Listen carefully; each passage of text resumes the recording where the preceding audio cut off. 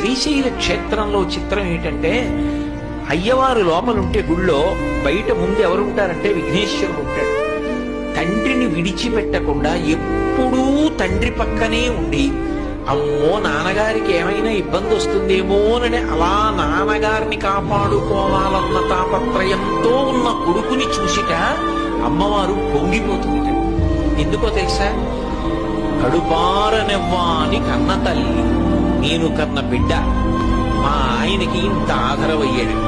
మా ఆయనని కళ్ళల్లో పెట్టి చూసుకుంటాడు. మా ఆయనకి ఇంక బెంగలేదు.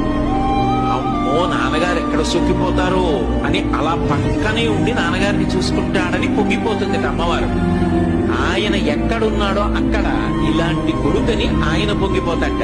ఇలాంటి కొడుకుని కని ఆయనకి ఇచ్చానని ఆవిడ పొంగిపోతుంది. ఇద్దరి పొంగుకి కారణమైన వాడు ఆయన్ని చూస్తే వాళ్ళిద్దరూ పొంగిపోతారు. అందుకని ప్రథమ దర్శనం, ప్రథమ స్మరణం ఆయన్ని చేయమంది శ్రీశైల స్పృహ.